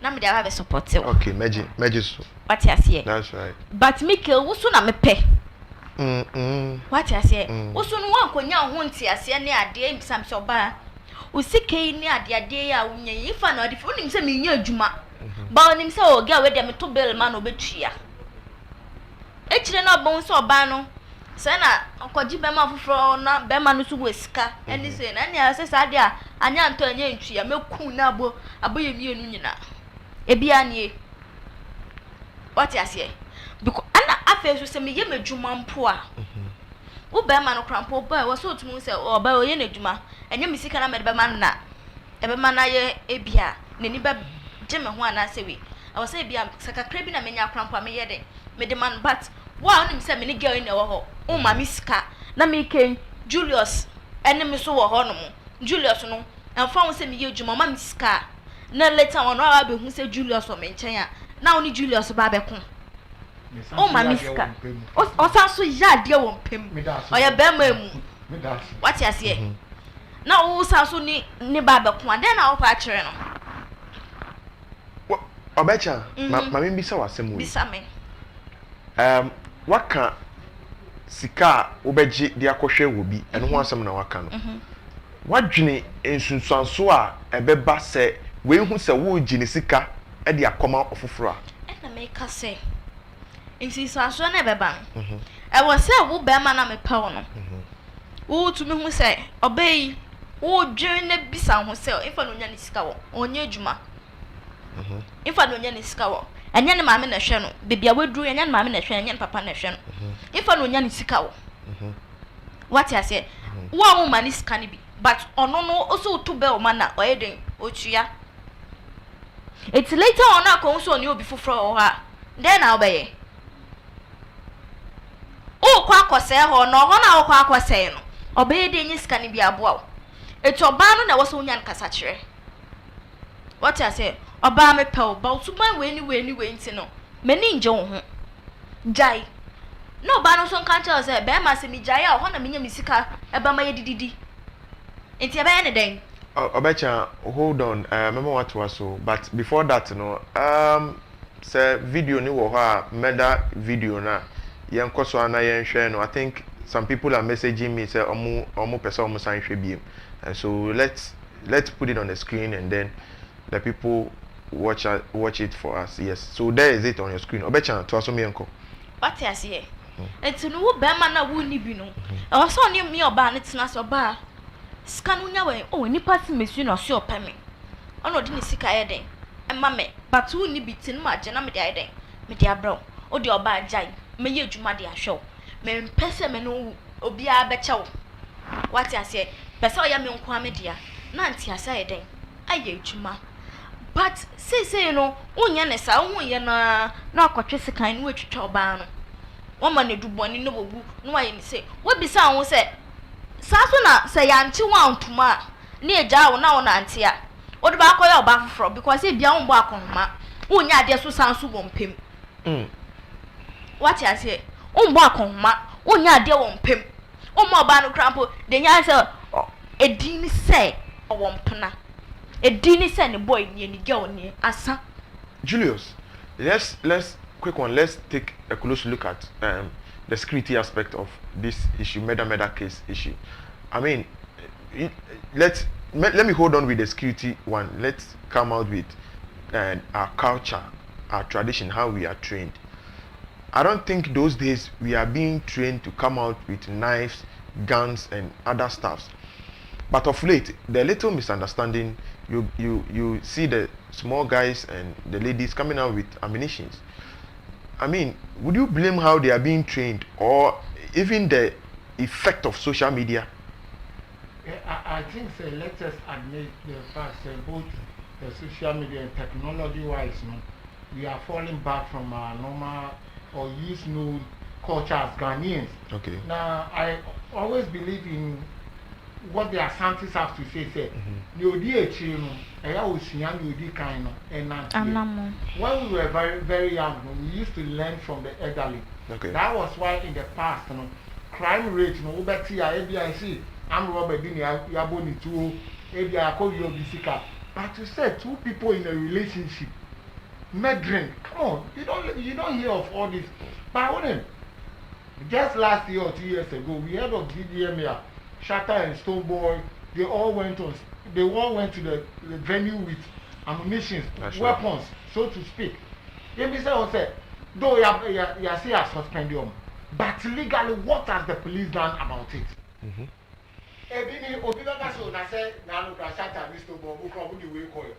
Look at a place you are carrying knives and guns. People do what? Who authorized those weapons? That's right. Let's ask ourselves, that place of enjoyment, were there one? No fence gate and now. Say fence that were there no securities at the gate? Oh, mobile check, he said everybody is safe. When it has to do with Mr.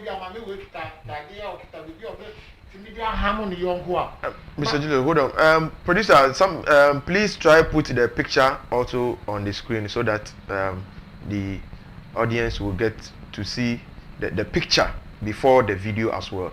Julius, continue. So like I was saying, whenever there's an organized program, what are the security measures? Because of the COVID, this time around, we are more or less interested, say, whenever there's an organized event, people should be adhering to the protocols. See, sometimes even the security personnel, the moment there's a Veronica bucket, there's no smash here and then, they forgot the fact that people should be searched whether they are having this kind of weapons among them. Then we just allow everything to go. We should thank God, sir. But it should be a lesson and a guide to the security apparatus all over. Say, next time around, it could have been said, the other guy knows about two, so it will be about or clues there 20. Those guns will fight against each other. Actually, the death would have even gone more than Nipa Bako or So I think our security should stand alert. They should be up and doing because it's very sad. Very, very sad. Very, very sad. It is very, very sad. That says Mr. Julius. Indeed, it is very sad. These are our future leaders. These are the generation we are trying to build up for Mother Ghana. And if our generation comes up with ammunitions, guns, knives, cutlasses, when there's misunderstanding, where is our stand as a nation in case there's a misunderstanding even between two parties? when there's misunderstanding between two tribes, where would be our stand as a nation? Quick one, let me read some messages and then we call it a day. This is from Dora Obuo, and then she says, God have mercy on our generation. Short Code Official also says, big ups, watching you live. All right, thank you very much for watching us. Like you always say, get to subscribe to our YouTube channel. It is Premium TV Ghana, and then get to know more and then get educative content from Premium TV. We are also live on Facebook as well. You can like us, share our video, follow us as well, so that you get update of our educative programs and then entertainment programs as well. Let's not forget that today exactly 2 p.m. there will be Hot Gossip as well, where we give you the best of entertainment gist around Ghana and beyond. Between these Shatwales, between these slave queens and other stuffs, and it will come your way with your host Obecha as usual. I mean, you know how she does it. She will always come in the slave style and then comes to do a thing. So make a date with her. Today 2 p.m. You will come your way with Hot Gossip. This is where time will permit us. May the good Lord be with us and protect us. Till we meet again, stay safe. Ghana is not for one person. Ghana is for us all. We'll meet next week.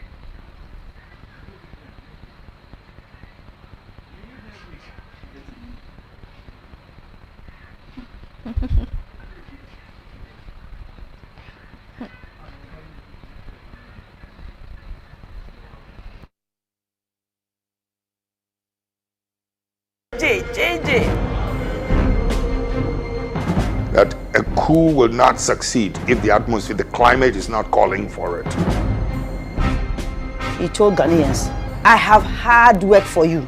Christianize me if you may, but don't try to Europeanize me.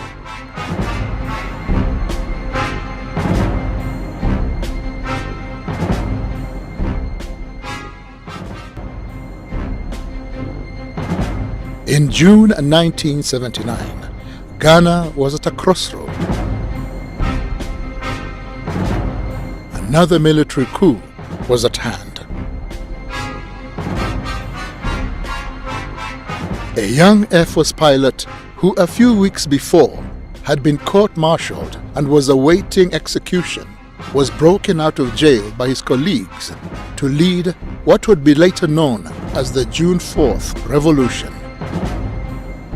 Little was known of this man who would later be instrumental in changing the future of Ghana forever. His name, Jerry Rawlings.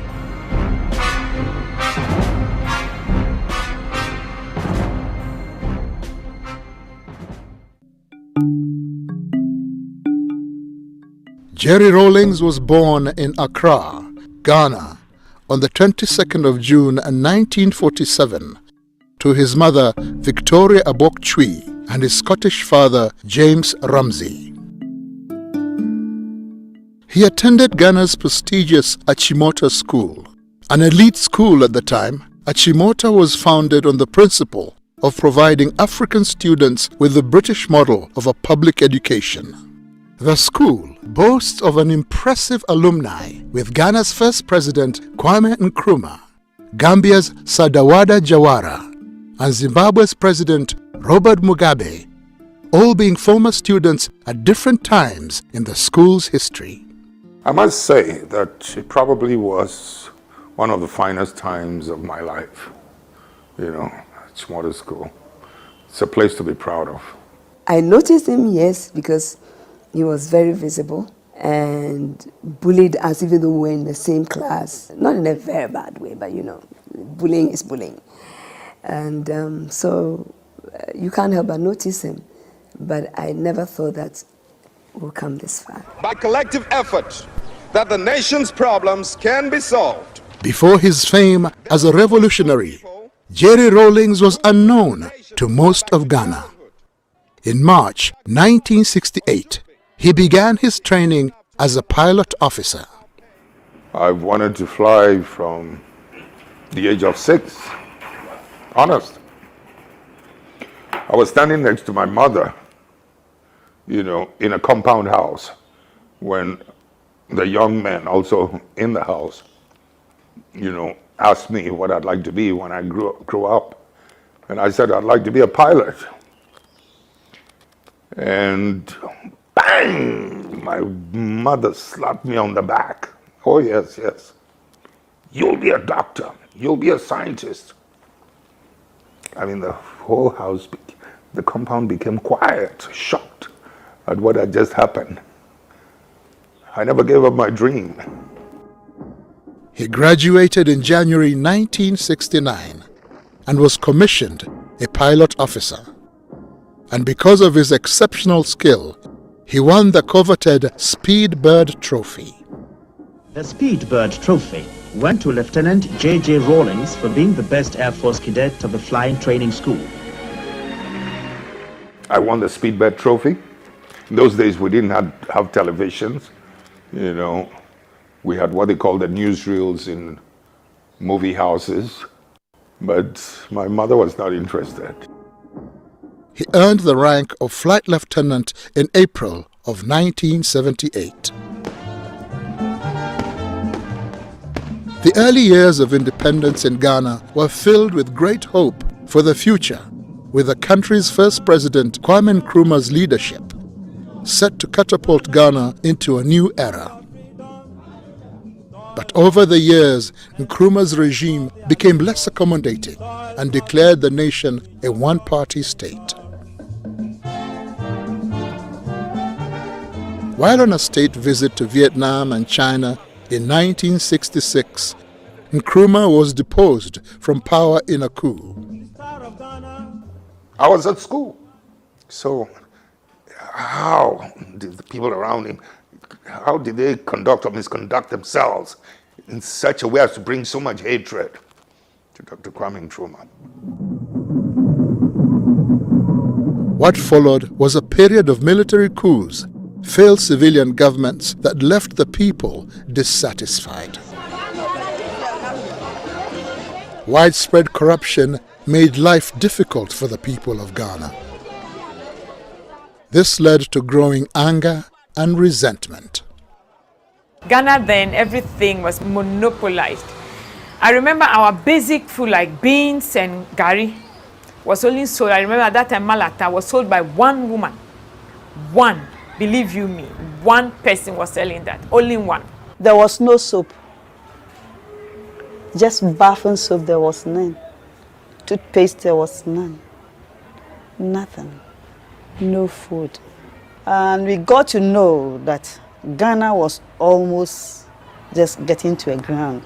But the point is that we have set the example. We have shown that we're capable of doing it. Jerry Rawlings came into the public eye when on the 28th of May 1979, Rawlings, together with 6 other soldiers, were arrested by the militia for an attempted coup d'etat on the government of General Fred Akufo.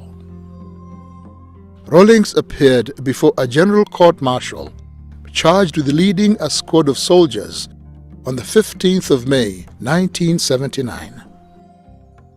I keep describing it as turning on the gas in a kitchen.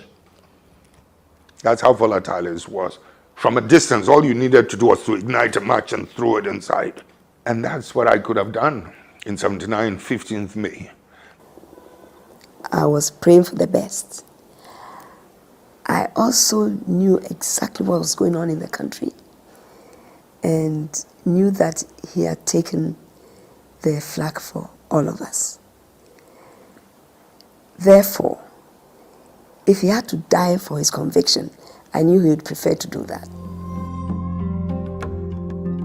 He was found guilty and awaiting execution.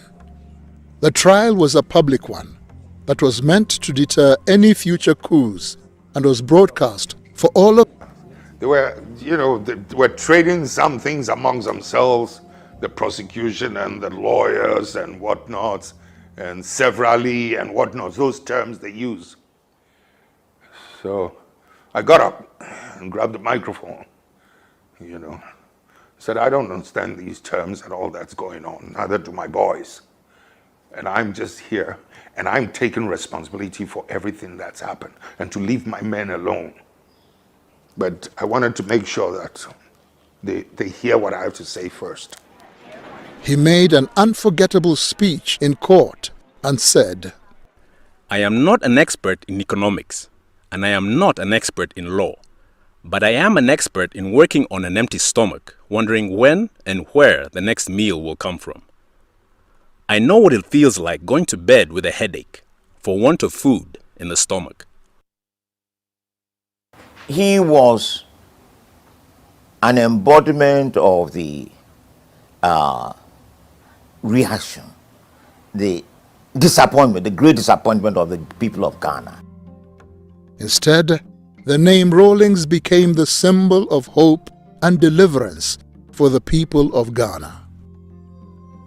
On the 4th of June of that same year, a mutiny by officers in support of his cause broke him out of jail, sparking the revolution. So what would that leave us? Yao Graham was in university then and remembers the mood of the time. It was in the middle of this split national mood that J. Rawlings was arrested and reported as somebody who was planning to clean up the mess by overthrowing these people. Now it's important to understand this because he didn't say anything. The prosecution said this was what it was about. But such was the mood that people identified that actually this guy is saying exactly the way we are all feeling. So he became a hero on account of the honesty of the prosecution. 1979, I was almost 10 years. If I recollect, that June 4th, when we heard that something had happened, I think it was on the news. That's the first time you know that something is going on. They start playing Ghana national anthem. So we knew that another person had taken charge of the country. But who, they were not really sure. Some people went and spied and realized that when he alighted from the helicopter, the men picked him up. And when we saw him, we started screaming, JJ, JJ. And my dad would shake his head and say, wow, we are in trouble and our kids are hailing this man. When you consider, the difficulties, the shock effect that June 4th should have had on us, should have woken us up. And I do remember, to be quite honest, in those volatile, violent, difficult days when people were calling for let the blood flow, etc., there were some intellectuals and some diplomats who, I guess, have a better knowledge of history, who were asking me that I was exercising too much control. I was restraining it too much. Jerry Rawlings and his soldiers formed the Armed Forces Revolutionary Council, AFRC. I didn't expect to be here. Later, the AFRC carried out what Rawlings described as a house cleaning exercise. This was basically the identifying of leaders that were deemed corrupt. The leaders were either sentenced to prison for their crimes or in some cases executed by the AFRC. 3 months later, on 24th September 1979, the AFRC allowed Hila Liman to head Ghana and a PNP. However, Hila Liman's presidency was short-lived. On 31st December 1981, after only 2 years as president, Liman's administration was cut short when Rawlings ousted him in yet another coup, claiming that his government was taking Ghana down a road of economic ruin. But it was his second coming, as we call it here, the 1981 coup d'etat, that then made him the figure that he is today. That was when people encountered him directly or indirectly. It was a fairly difficult period. The PNDC is a government that is or should be run by the people. I ended up in office not because I wanted to be chairman, to be head of state, but it was just my passion to see justice done, my love of freedom. That's what puts me always in this position, or put me in this position. Rawlings' government was called the Provisional National Defense Council, PNDC. PNDC was made up of both civilians and soldiers. The government set about to restore the nation's pride and infrastructure through hard work, determination, and mass inclusion. The politics of the country was being driven very much by ordinary people, by young people, particularly students. And a lot of the people who fanned out across the country to build the base for the PNDC. Students took months, university students took months from school to go and lift cocoa for export. The symbolism of that was very important. I belong to the generation that actually had to stop schooling, and we had to go out working to get cocoa from the farms to the ports to be exported and other things. It brought us awareness. If earlier on we thought there was a thin divide between the people and government, now that alone told us that we are the government and it's the people who make up the government, and that it is time for us to stand up for our own rights. That is what Jerry Rawlings represents for most of the people of my generation.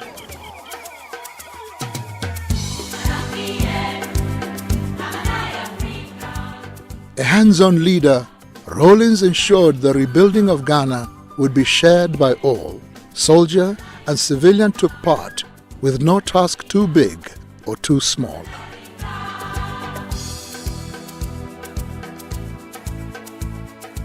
His passion is the underdog not being maltreated or mistreated, and looking at a situation where if we have, let's say, 6 million Ghanaians, he wants to bring all 6 million Ghanaians to a certain level of livelihood. I know him to be a passionate man. He wants things done immediately. I always say Kwame Nkrumah always wants things done yesterday. And Rawlings wanted things done immediately, quick. They have that one in common. He's the type who does not mind getting his hand dirty. He'll be passing here and maybe we are doing a cleanup. He'll come and join us. He'll just get and come and join you. He doesn't see himself as being above people. I remember one of the pictures. He was at Ashiama, cleaning gutter, and people were standing there folding their hands and looking at him inside the gutter. Your president. The young government was beginning to change the face of Ghana, but the economic reforms challenge they faced was one that caused Rawlings' rule to change drastically. I remember in 1983, before the budget was presented, that budget devalued Ghana's currency from 2.75 cedis to the dollar to 29 cedis to the dollar. Previous governments have been overthrown for much smaller devaluations. The long-term effect of these economic policies has been to worsen inequality.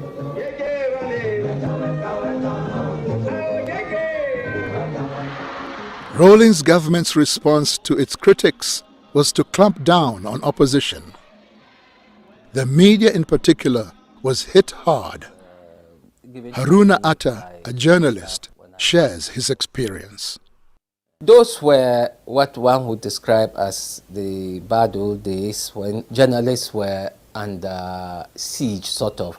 At that time, he was very much seen as the dictator, like the quintessential African dictator. Rawlings and his government had to instill measures that before would seem to be a compromise of their status quo, dealing with the West. Pope John Paul described capitalism, the capitalist economic philosophy, as the savagery of capitalism. What are you going to say about us in the so-called developing world, in Africa? Rawlings is a man of many faces. There was a time I wanted to be a priest, you know. Yeah. Charismatic. How are you? I'm going to take you together with a flower. And now, his long-time secret as an artist has been finally exposed. You may not believe it, but I'd much rather be known as an artist than as a president. Just as I would much rather probably be known for flying skill than being a president. Maybe it's because through this you can see my power of observation, my sense of precision, my striving for excellence. I don't know where you found this, but the point is I've kept quiet about this thing because I haven't done my wife's portrait yet, you know. If I'd done my wife's portrait also, I would have felt good about, you know, displaying this. A family man, he is married to Dr. Nana Agyemang Rawlings, his childhood sweetheart. He doesn't remember. I remember the first place I met him in primary school at a school called Mrs. Sam's School. And he obviously didn't recognize me because I was black, I was dark. Because this lady was fair, and there were a lot of fair kids in the school. And she actually used to discriminate between the fair and the dark ones. So the fair ones knew each other and the dark ones knew each other. So he didn't see me, but I saw him. It's just a joke I crack all the time. Nana, in the first place, was somebody I noticed from the age of 14, somebody I've been in love with. It wasn't until about 5-6 years later that she would even allow me to hold her hands type of thing. Oh, it took a long time. Together, they have 4 children: Ezanata, Amina, Ya Asentwa, and the only son, Kimathi Rawlings. As if to protect them, Rawlings, being in the center stage of politics, created a deliberate wedge between his children and himself. In the event that his life would be taken, his children would be able to cope in his absence. I avoided my daughters, you know, for some years. I mean, I'd see them, but I did not want to develop any emotional attachment with them. I mean, I longed for it. I wanted to hug them and things like that, but I was afraid if we developed that emotional attachment and something happened, you know, I wasn't too sure how they would be able to cope or handle it. And that's why I kept that distance, you see what I mean? Deliberately, because of the reason I just gave. There was not a good balance in terms of family and work. So I had to be mother and father to them almost throughout their life till they were adults. Yeah. It wasn't easy.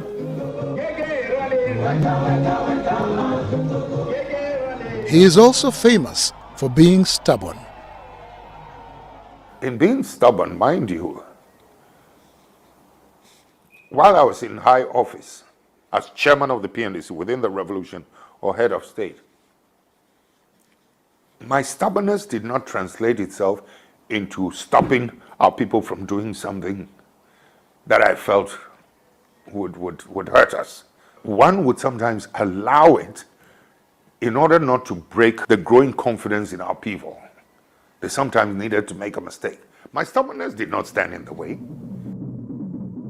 In the early 1990s, the African continent began to experience a new wave of political structure, the return of multi-party politics.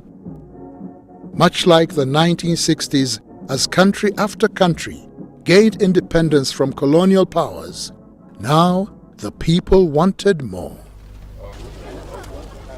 Rawlings, always able to read the mood of the people, was quick to embrace it, changing his government from military to civilian. He did not fight against it, but he did say that though he personally did not believe in multi-party politics, but if that's what Ghanaians want, they would have it. So the constitution was written, and from 1992 to the present, we've had one of the most stable democracies in Africa. As required by the constitutional mandate, Rawlings' term of office ended in 2001 and was succeeded by John Kufuor, his main political rival. People like to make all kinds of claims about Rawlings, that he didn't want to hand over. Absolute rubbish. I will use this occasion to tell them something that they never imagined. Had we, any one of us, dared to suggest that we're going to stay on for one more day, we would have lost the complete support of the masses. Jerry Rawlings is not your typical serious military man. He can also humor a crowd. My colleague, ministers of state, honorable lecturers of the various faculties, your excellencies, distinguished ladies and gentlemen. I think I prefer the lady. I prefer the lady.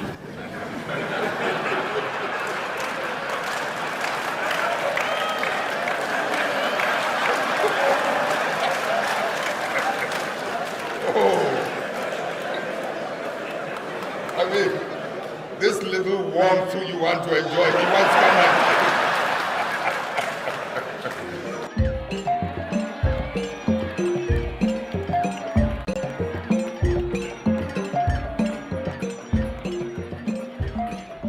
While he was president, Rawlings was able to use a grant of $50,000 from the Hunger Project cash prize he had won as seed money to sponsor the establishment of the University of Development Studies, a state-owned university, the first of its kind in the northern region of Ghana. Before UDS was cited, people who attained higher education, most of them had to travel for 2 days in order to get to school. That tells you how desperate it was for people in the north to get educated.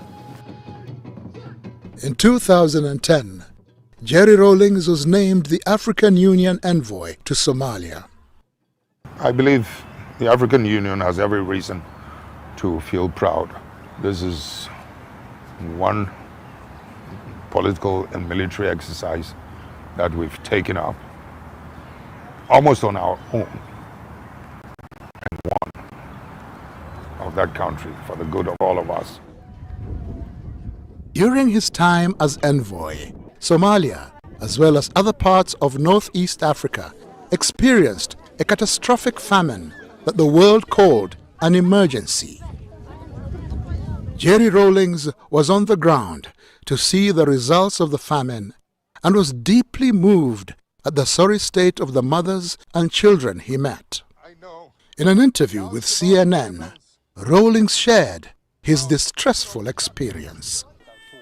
When you look at the resilience, the fortitude, the strength in these mothers, holding onto these feeble, fragile children, as sorry as you feel for them, you cannot help but also admire, their sense of courage and determination. I mean, let's do what we can.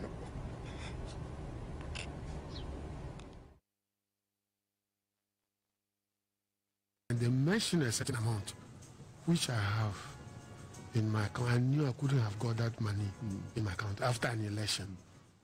So I asked them to something has been paid. And they told me that they have paid 58,000 into my account. I quickly signed a check and call the clerk and say, look, don't, why? I wasn't entitled. Go and, this is the check. Go and pay in. Bring me my paying slip and give me a receipt. That is Jerry John. That is the thing that because if you ever prosecute people for those offenses, and young as I was and I was prosecuting people, I tried to live a very modest lifestyle. Because I keep on telling my children that at the end of the day, it is not the properties that you own, the material things that you have, but the values, the virtues, the principles that you live for. Like the great prophets of old, like the great politicians. You don't remember them for what they own at the point of leaving this earth. You remember them for the values, the principles, what they fought for, what they believed in. And so there's no way, you know that when you are young and a lot of things have impact on you than when you are old. Yeah. Growing up and you see some of these things. December 31st, when December 31st was now, I was 24 years. And I started prosecuting around 20-something years, into early 30s. And you can't but see that, look, are you better than the people that you are prosecuting? And so it will have impact on you. It will have impact on you. And you see the sacrifice of a lot of people at that time around Jerry John Rawlings.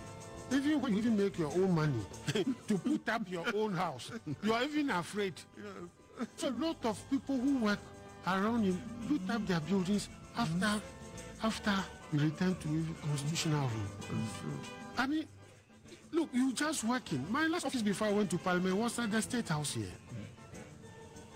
We work, you can work from 8 a.m. to 2 a.m. But the following, on Sakame from the Attorney General, but the following day you are in the office. You are highly motivated. You want to work. No interference. Except that the only time that there's any interference is either to commend you or to draw attention to something that maybe you did not get right. And so,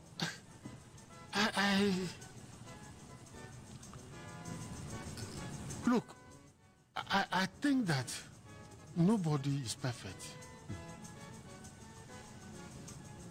except maybe God. But you should try as much as possible to lead a life for that generation to come and live. And I think that his life, this life, yes, of the man life, yes, casket there, yes. and rolling. I mean, it was not. You get to him. I mean, you get to him, and he wasn't interested in. He wasn't what that was, you know. Look, when he lost the mother, there was a lady, a friend went to see him, and he met a lady there who was crying.